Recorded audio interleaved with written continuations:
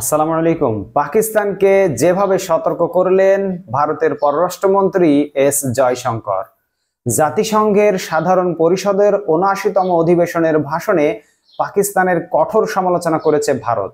দেশটির পররাষ্ট্রমন্ত্রী এস জয়শঙ্কর তার বক্তৃতায় বলেন, পাকিস্তান যদি আবারও সন্ত্রাসবাদ নীতিতে পুরাতন পদ্ধতি অনুসরণ করে তাহলে ইসলামাবাদকে কঠোর পরিণতি ভোগ করতে হবে। এস জয়শঙ্কর বলেন, ১৯৪৭ সালে পাকিস্তান প্রতিষ্ঠিত হওয়ার পর বর্তমান সময়ে দেশটির সবচেয়ে বাজে অর্থনৈতিক সংকটের মধ্য দিয়ে যাচ্ছে। এ অবস্থায় তারা এ থেকে উত্তরণের চেষ্টার পথে না গিয়ে ধ্বংসের দিকে ধাবিত হচ্ছে। আমরা স্পষ্ট করে বলতে চাই, পাকিস্তান যদি আন্তঃসীমান্ত সন্ত্রাসবাদের দিকে এগোয় তাহলে সেক্ষেত্রে তারা সফল হবে না।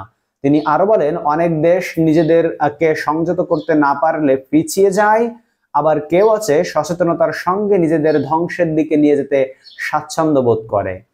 পাকিস্তান হলো আমাদের সেরকম একটি প্রতিবেশী দেশ, তাদের এমন বিতর্কিত কর্মকাণ্ড প্রতিবেশীকে সমস্যায় ফেলবে।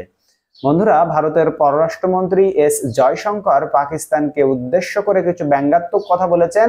পাকিস্তান ইতিহাসের সব থেকে বাজে অর্থনৈতিক অবস্থার মধ্যে দিয়ে যাচ্ছে এবং তারা সেদিকে খেয়াল না করে প্রতিবেশীদের সাথে সন্ত্রাসী কর্মকাণ্ডে লিপ্ত হওয়ার চেষ্টা করছে, এমন ভাবেই তিনি অভিযোগ করেছে জাতিসংঘের মতো জায়গায়।